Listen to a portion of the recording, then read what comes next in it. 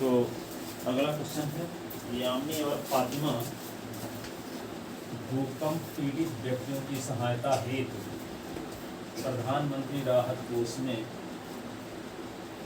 100 रुपये जमा कर दिए सहायता के लिए। इसके लिए एक लीनियर इक्वेशन बनाइए और इसको ग्राफ कीजिए, ठीक है ना। तो यहाँ पे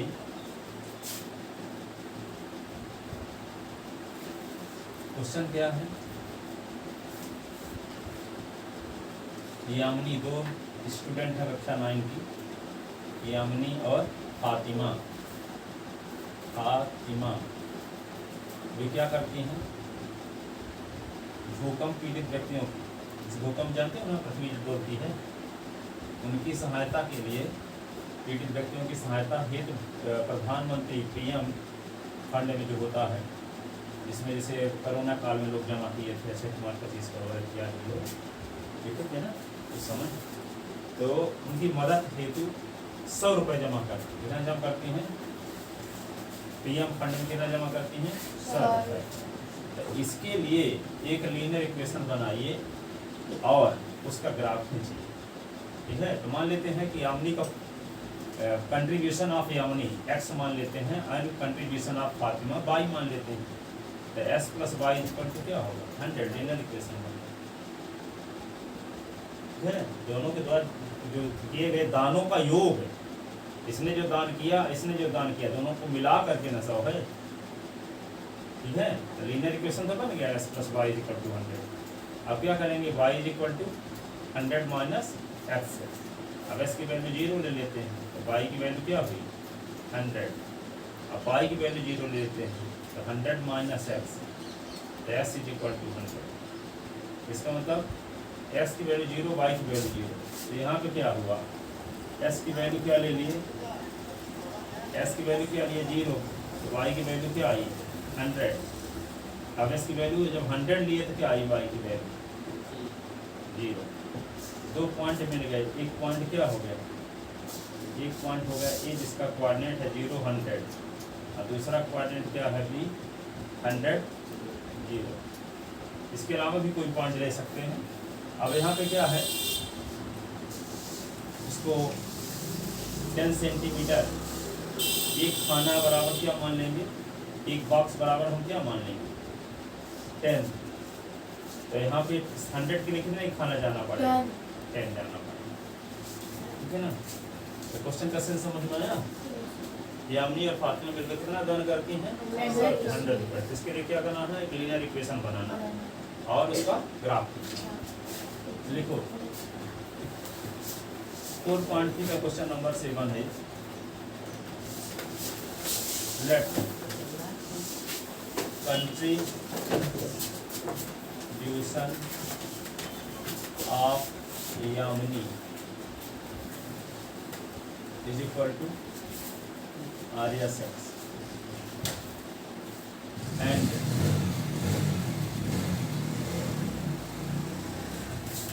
that of Fatima is equal to RSY according to question, प्रश्न अनुसार x plus y is equal to 100. This is the required linear equation. Required linear. This is required linear equation. ठीक है।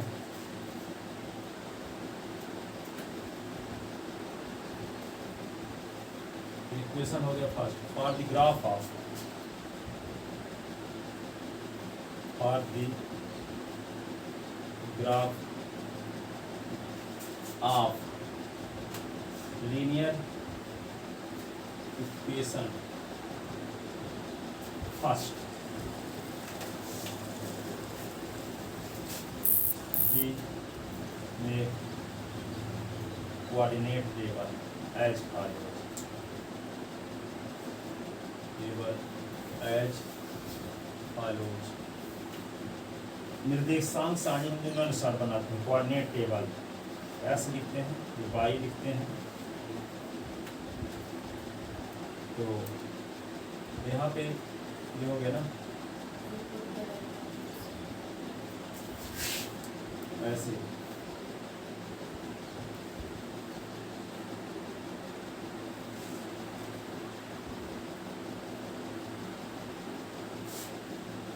ये क्या होगा एस है, ये वाई, ये होगा S comma y.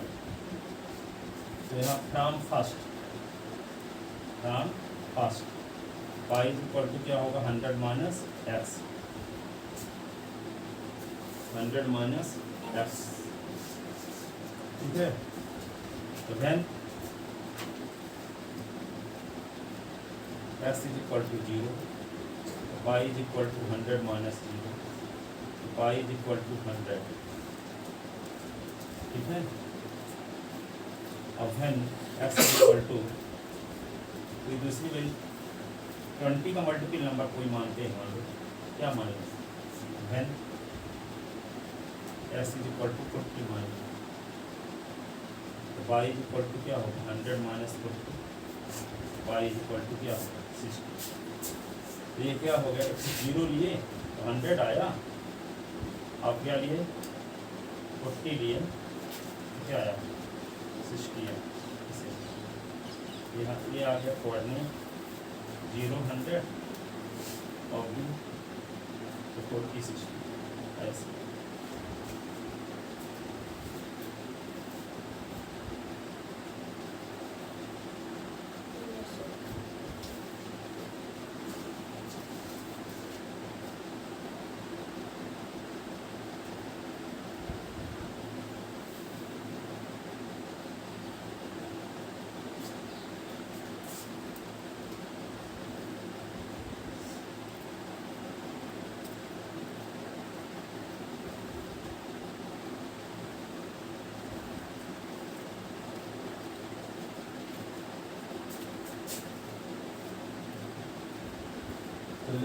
Let one box is equal to 20.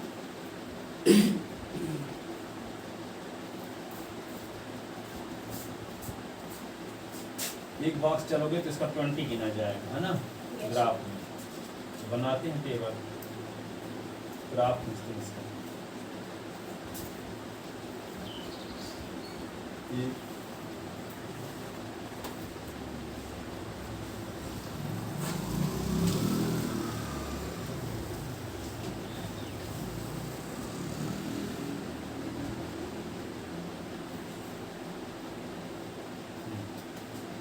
पहला पॉइंट क्या है 0 है और फिर 20 के लिए 5 खाना जाना पड़ेगा ना, समझ गए।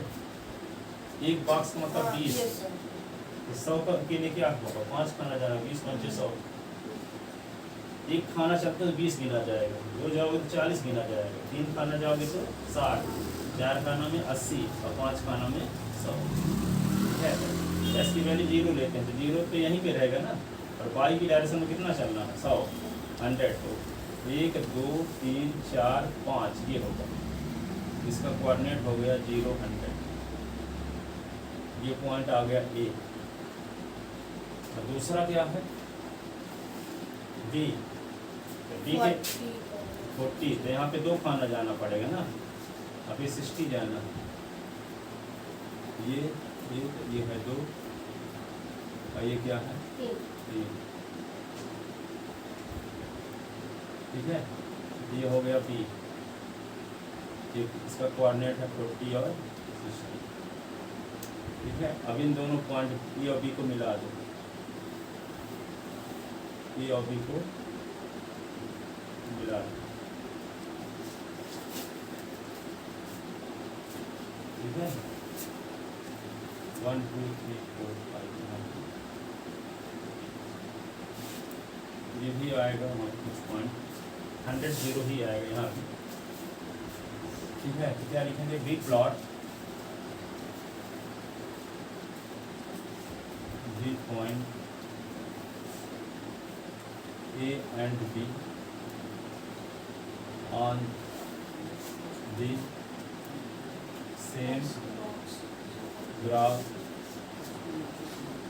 paper. We plot the point A and B on the same graph paper. Join them and extend it into both sides.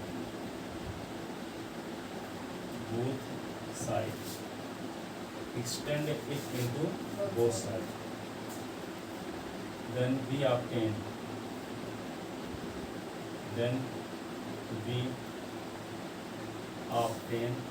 the graph of linear equation first.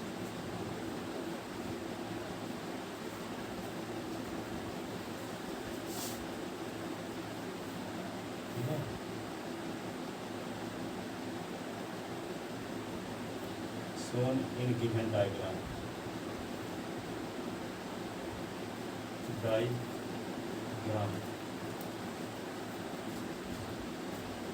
ठीक है, shown in given diagram. बताओ question क्या दिया? Question दिया है फातिमा यामिनी है, एक मतलब 9th क्लास के स्टूडेंट्स हैं। हाँ। मतलब वहाँ पास जहाँ पास वो रहती है, मतलब वहाँ पास अर्थ कहता है तो मीन्स भूकंप। तो उन्होंने वहाँ पास पीएम बैंक में उन्होंने डोनेशन दिया था 100 रुपीज़ का। ठीक है, तो हमें क्वेश्चन में गिवन है कि उसका लीनियर इक्वेशन बनाना है और हमें उसे ग्राफ में शो करना है। ठीक है, बिल्कुल सही। सबके समझ में आ गया ना?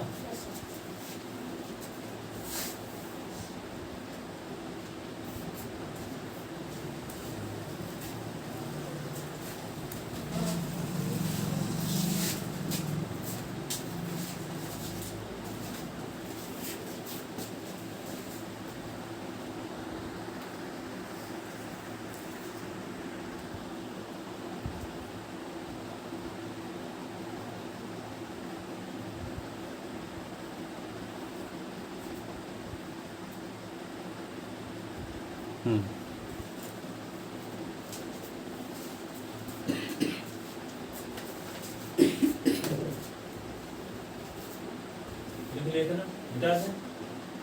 लिख रहा हूँ अनुज, लिख ले, हैं? लिखो जल्दी से।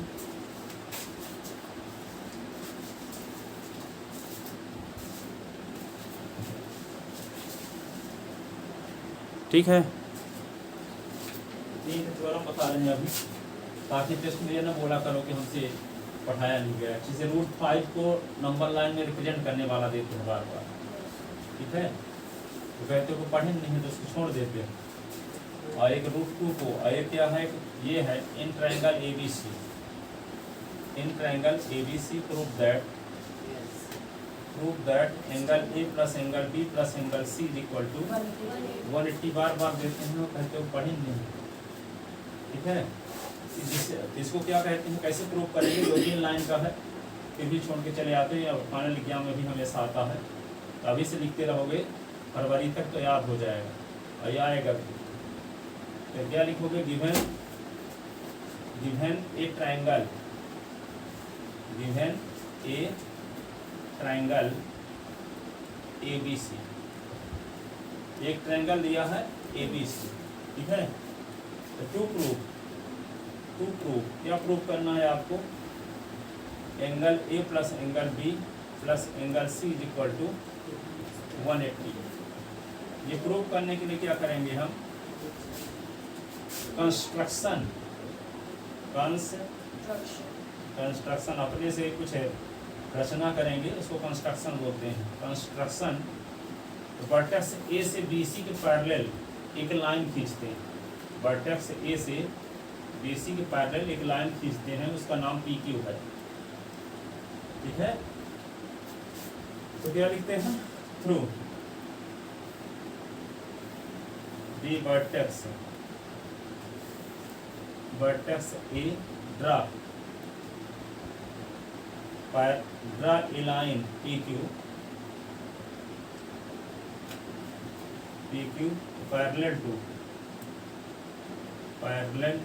टू बी सी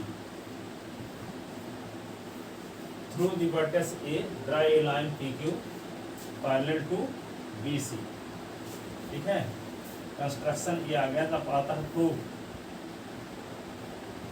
प्रूफ आता है। प्रूफ में क्या करेंगे, सुन लो।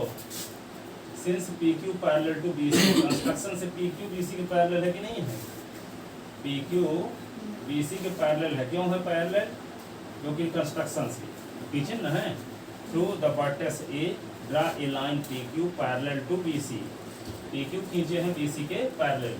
ठीक है, तो 8वीं क्लास में ये पढ़े थे कि जब दो पैरेलल लाइन को कोई लाइन जब काटती है उसको ट्रांसवर्सल लाइन कहते हैं। ठीक है, दो पैरेलल लाइन को कोई लाइन जब काटती है उसको क्या कहते हैं? Transversal line. तो ये ट्रांसवर्सल लाइन, तो यहाँ पे दोनों पैरेलल लाइन के ऊपर वाले एंगल करेस्पॉन्डिंग एंगल कहलाते हैं। ये इसके लाइन के ऊपर और इस लाइन के ऊपर करेस्पॉन्डिंग एंगल, ये भी एंगल और ये एंगल करेस्पॉन्डिंग एंगल, ये नीचे करेस्पॉन्डिंग एंगल, ये नीचे और ये नीचे तक करेस्पॉन्डिंग एंगल, ये हो गए।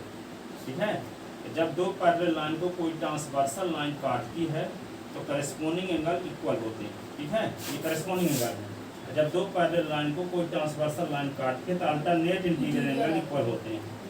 इनको अल्टरनेट इंटीरियर कहते हैं। ठीक है ना, ये भी इक्वल होते हैं। ठीक है, ये आपको पता है, आप पढ़ चुके हैं 8 क्लास में। ठीक है, और तो यहाँ पे देखो दो पैरेलल लाइन है पी क्यू और बी सी, और इनको काट रही है A B.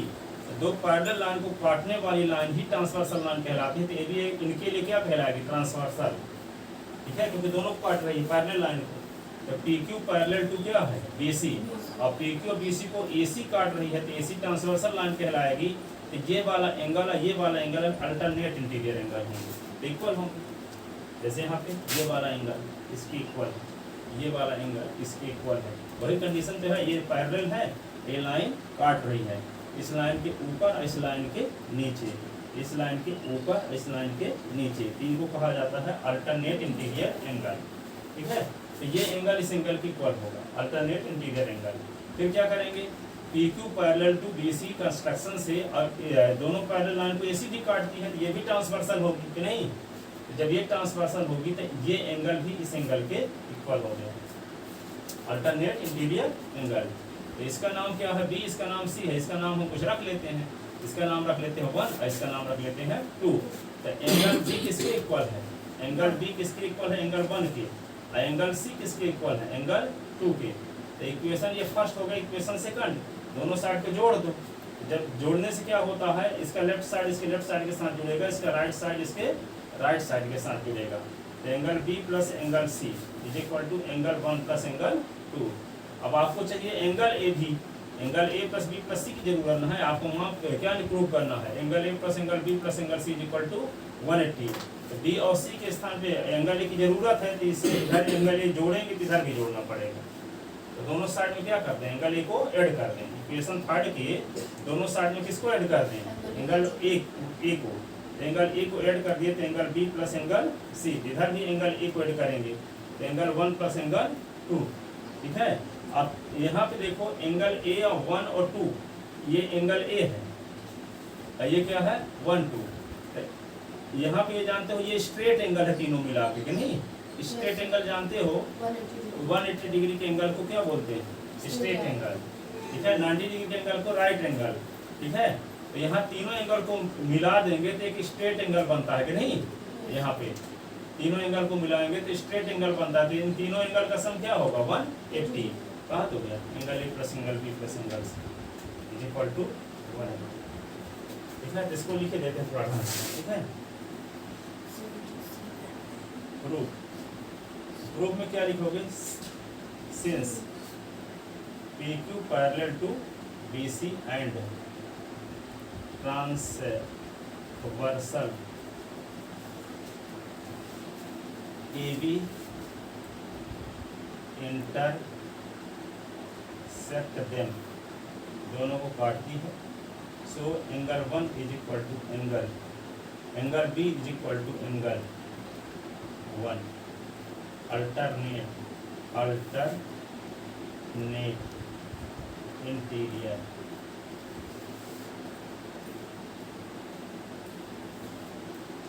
Alternate interior angle, interior angles, angle बना के यस लिख देते हैं, एंगल्स, अल्टरनेट इंटीरियर एंगल्स। अब फिर क्या करेंगे, similarly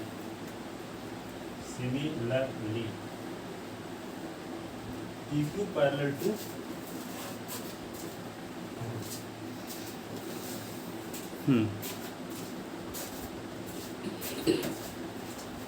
Similarly, PQ parallel to BC and transversal.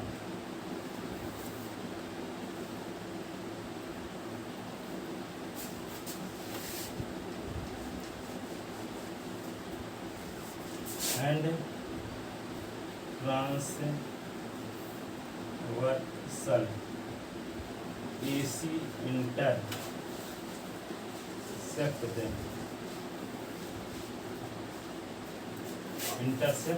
them. Similarly, PQ parallel to BC and transversal AC intersect them. So angle C is equal to क्या होगा, एंगल 2, ये इक्वेशन फर्स्ट हुआ, equation second, यहाँ लिख देंगे अल्टरनेट इंटीरियर एंगल्स। ठीक है, अब इक्वेशन फर्स्ट सेकंड को क्या करते हैं, ऐड करते हैं, adding equation first and second, ठीक है, दोनों को ऐड करते हैं तो क्या आएगा, एंगल। दो इक्वेशन को ऐड करने का क्या तरीका, पहले इक्वेशन का लेफ्ट साइड प्लस दूसरे इक्वेशन का left side is equal to दूसरे इक्वेशन का राइट साइड प्लस दूसरे इक्वेशन का राइट साइड, तो क्या होगा, angle B plus angle C, angle 1 plus angle Z हो गया, ये इक्वेशन थर्ड आ गया।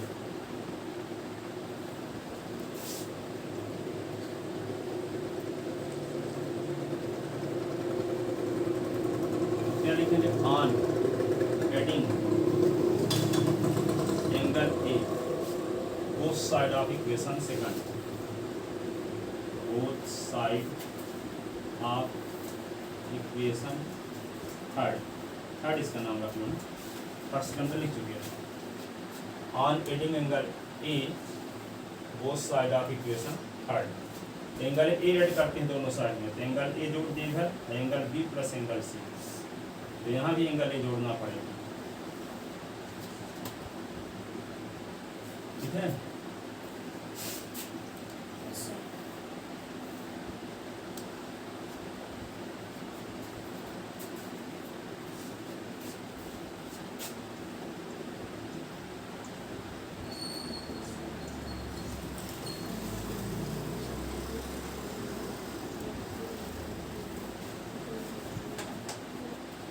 ठीक है,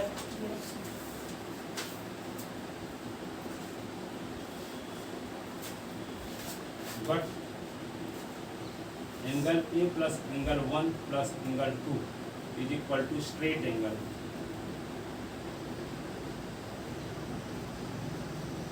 ठीक है, तो स्ट्रेट एंगल कितने डिग्री का होता है, 180। ये इक्वेशन क्या हो गया, तो ये क्या हो गया, 6। इक्वेशन फिफ्थ से 4 में वैल्यू पुट कर दो, एंगल ए प्लस 1 प्लस 2 के स्थान पे क्या लिख दो, 180। कहाँ से, फिफ्थ से, putting the value from equation fifth in equation 4, putting the value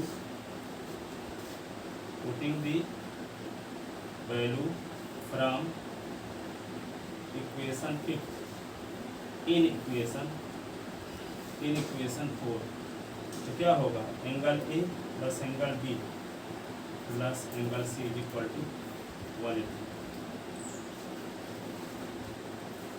this property is called angle sum property. दिस statement is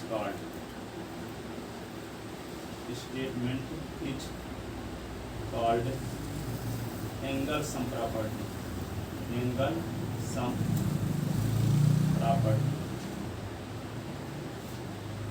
angle sum property भी इसको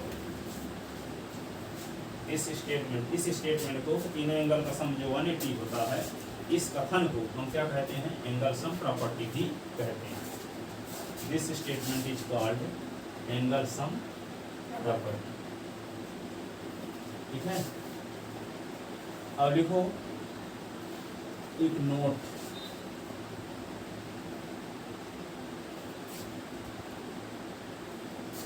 नोट फर्स्ट, एक ट्रायंगल है ABC।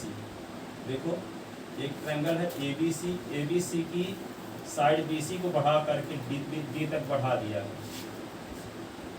लिख लो इसको। सर ये वाला ना angle A plus angle B equal to ACD। Exterior angle को डिफाइन करने जा रहे हैं। एक्सटीरियर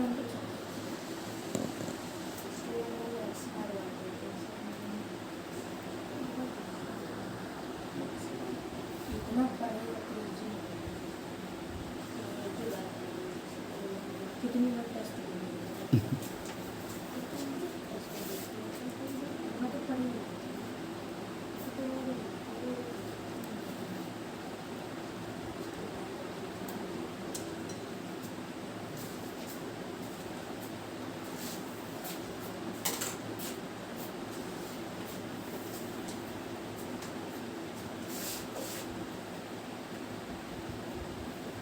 ठीक है ना। Yes sir. देखो note first, in triangle ABC, in triangle ABC if side BC produce 2D, then angle ACD is called exterior angle of triangle ABC। exterior angle of triangle ABC, ये angle को exterior angle कहते हैं। ACD को क्या बोलते हैं, exterior angle कहेंगे triangle ABC का। ठीक है,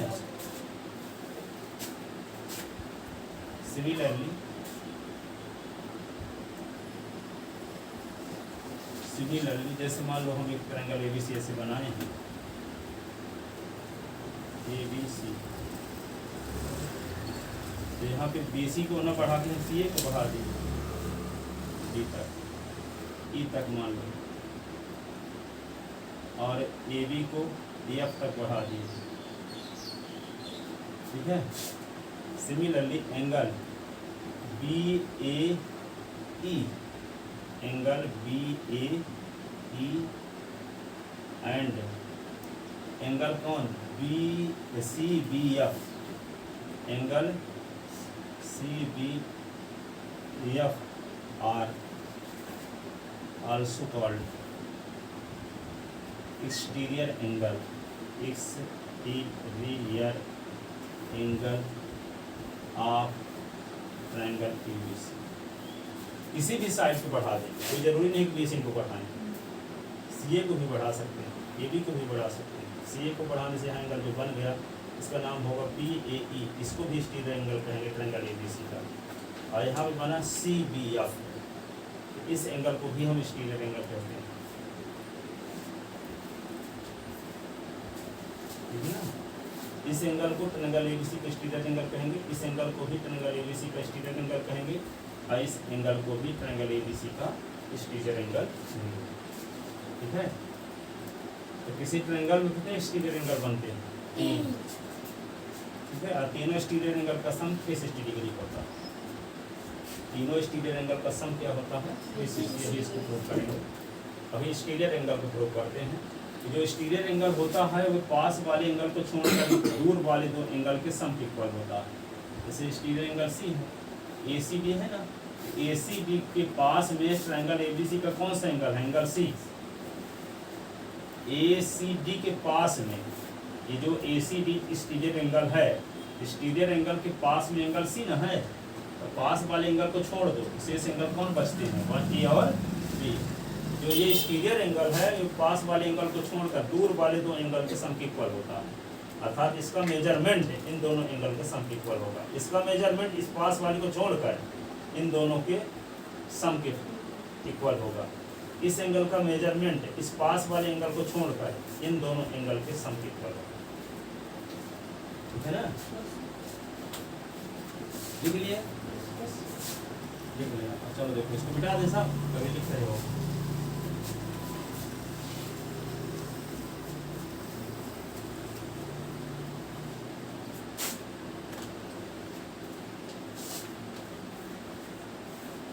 लिखे थे ना? Yes, sir. अब लिखो state and proof exterior angle theorem. दूसरी थ्योरम स्टेट, इनको अभी से तैयार कर लेना, संडे को देंगे साहब, ये ना बोलना कि पढ़े नहीं। स्टेट एंड प्रूफ बहुत थ्योरम है 9th क्लास में, एक लिमिट से ज़्यादा। चैप्टर 6 में हाँ, तो वो सब अभी हम अब एक एक थ्योरम प्रूफ करवाएंगे साहब। ठीक है, तो अभी से इनको हैबिट बनाते रहो, संडे कैसे 3-3, 4-4 से जोड़ते जाएंगे। State and proof, state and proof Google पे फॉर बिजनेस में 10 रुपए मिले। Exterior angle theorem, exterior angle theorem, state and proof exterior angle theorem.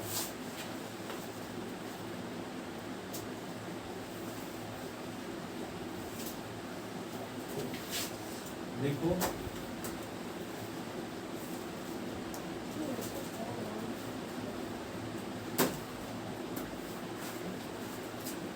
if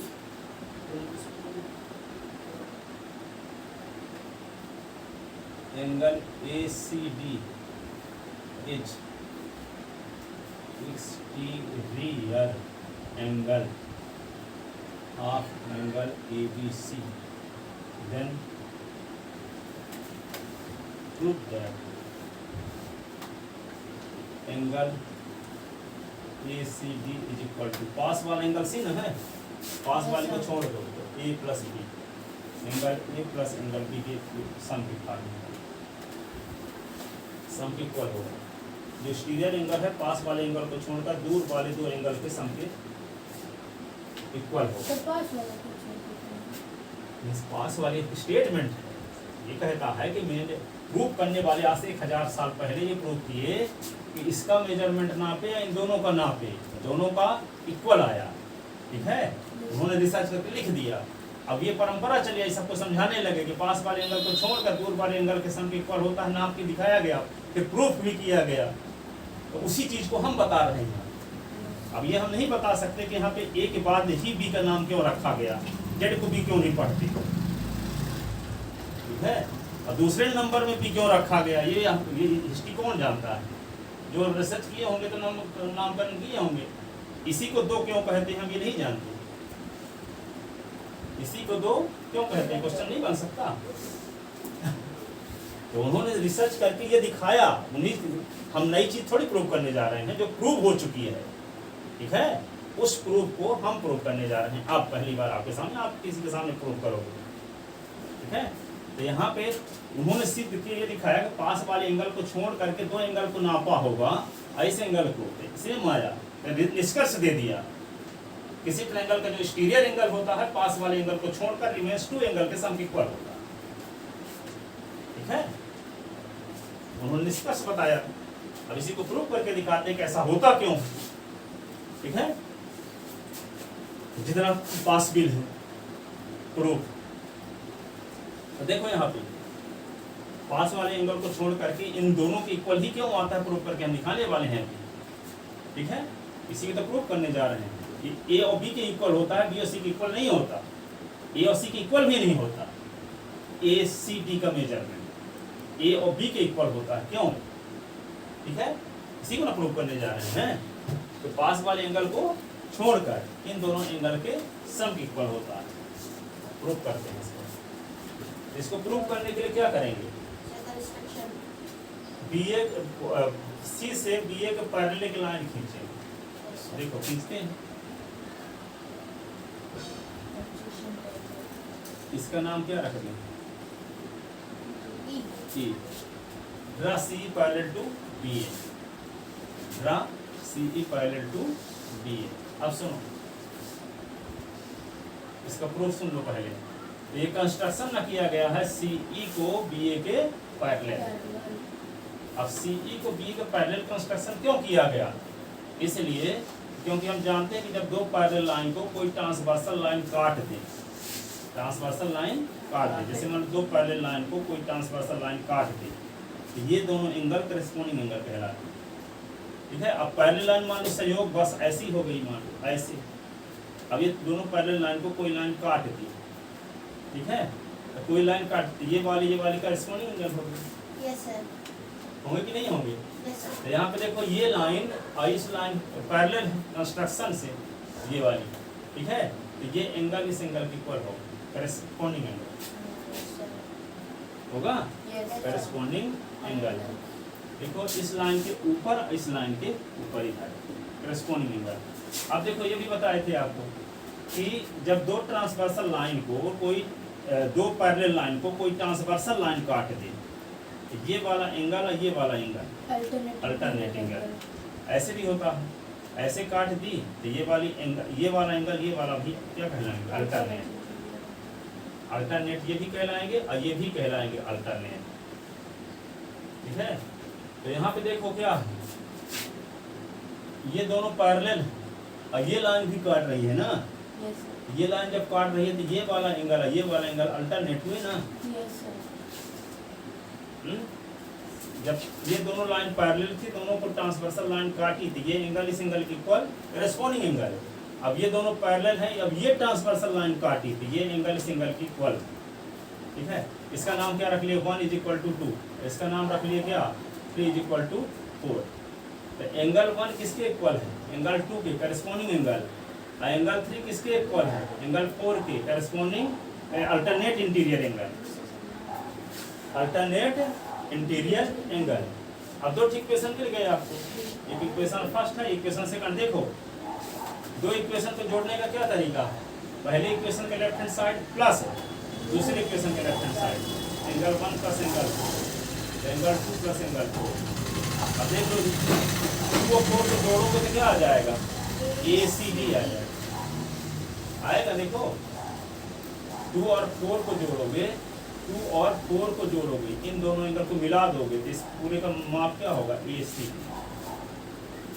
2 और 4 को जोड़ने से क्या आएगा? ACD नहीं आएगा, इन दोनों को जोड़ दोगे। यहाँ पे 2 4 के स्थान पे क्या लिख रहे हैं? ACD। और एंगल 1 का नाम B है, एंगल 2 का नाम एंगल A, एंगल ये B और एंगल A लिख सकते हैं। Angle A plus angle B equal to angle ACD आया। प्रूफ तो हो गया, पास वाला एंगल थोड़ी आया है, ये दोनों एंगल आए, प्रूफ करने से आया है रिजल्ट। ठीक है, कि पास वाले एंगल को छोड़ करके तो उसको बोलोगे कैसे? जब इन दोनों एंगल के सम के इक्वल है एक्सटीरियर एंगल, तो इसको क्या बोलोगे अपने शब्दों में? कि किसी ट्रायंगल का जो एक्सटीरियर एंगल है, उस एक्सटीरियर एंगल के पास वाले एंगल को छोड़कर शेष 2 एंगल के सम के इक्वल। अब आप दूसरे तरीके से बोल सकते हैं, और कैसे बोलोगे? यही ना बोलोगे कि पास वाले एंगल को छोड़कर दूर वाले 2 एंगल जो बनते हैं, ट्रायंगल में 3 एंगल बनते हैं, तो 3 एंगल में किस एंगल को छोड़ना? जो एक्सटीरियर एंगल के पास में। अब 3 एंगल में देखो कौन ज्यादा पास में? ये ACD एक्सटीरियर एंगल है, तो इस एंगल के पास में इन तीनों एंगल में से कौन एंगल है? Angle C। Angle C। तो पास वाले एंगल को छोड़कर रिमेन्स 2 एंगल के सम इक्वल होता है। ठीक है, प्रूफ करने से आया रिजल्ट के नहीं आया?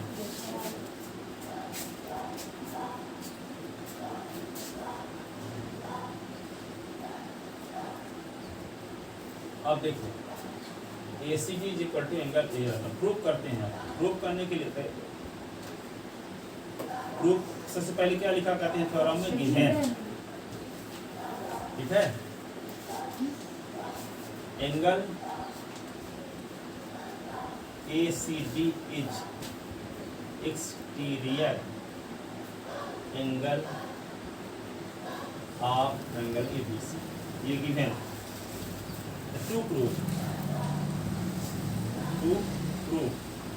टू प्रूफ में क्या लिखेंगे? Angle ACD = angle A plus angle B। 2 proof हुआ। कंस्ट्रक्शन के लिखते हैं, कंस्ट्रक्शन, कंस्ट्रक्शन। 8 क्लास में थ्योरम थी कोई नो प्रूव करने वाली, यहीं शुरू हो रही है, ठीक है। तो कंस्ट्रक्शन, कंस्ट्रक्शन में क्या लिखोगे, draw CE parallel to BA, draw CE parallel to BA, ठीक है। प्रूफ में क्या लिखोगे, प्रूफ, प्रूफ में क्या लिखोगे, since BA parallel to CE by construction, by construction and transversal, transversal BD intersect them, BD intersect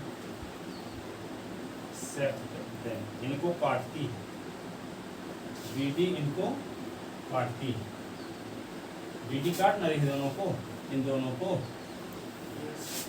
so angle 1 is equal to angle 2, reason corresponding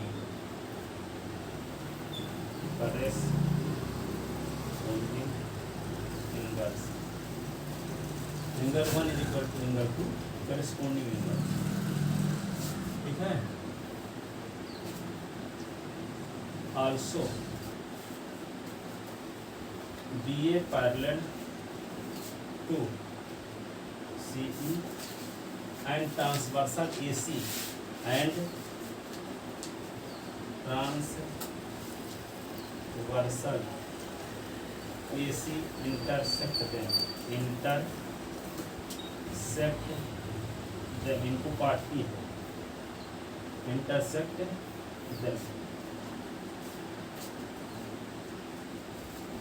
So angle 3 is equal to angle 4.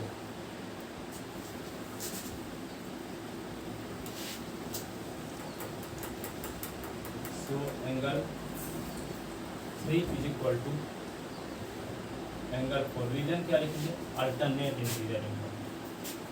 ये equation हो गया first, ये हो गया equation second. Alternate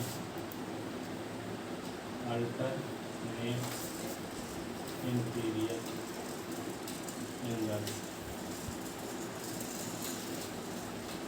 आप क्या लिखेंगे, adding equation first and second, adding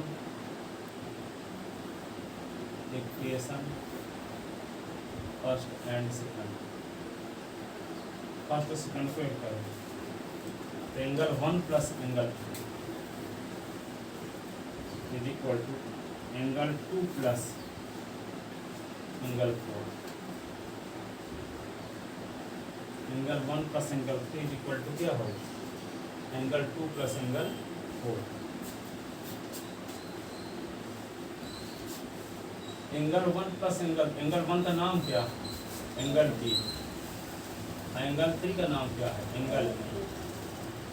अब 2 और 4 को जोड़ोगे तो आएगा क्या, ACD, हाँ ACD। 2 के स्थान पे लिखा जा सकता है DCE और 4 के स्थान पे लिखा जा सकता है ECA, और इन दोनों एंगल को मिला दोगे तो बन जाएगा ACD, ठीक है। तो क्या लिख देते हैं, एंगल ACD। तो यहाँ पे क्या आएगा, angle ACD is equal angle A plus angle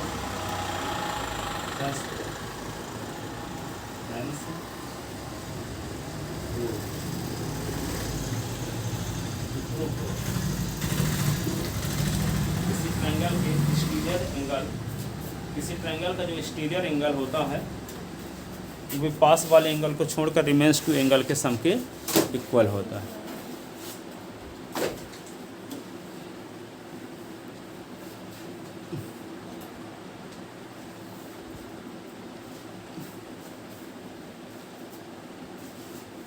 ये नीचे वाली लाइन आ ही नहीं है, ऊपर लिख देते हैं also B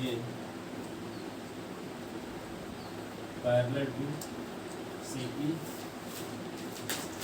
and transversal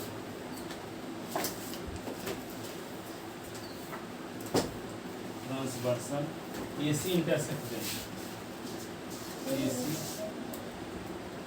intersect देंगे सो एंगल 3 जो करते हैं तो हो गई है ना।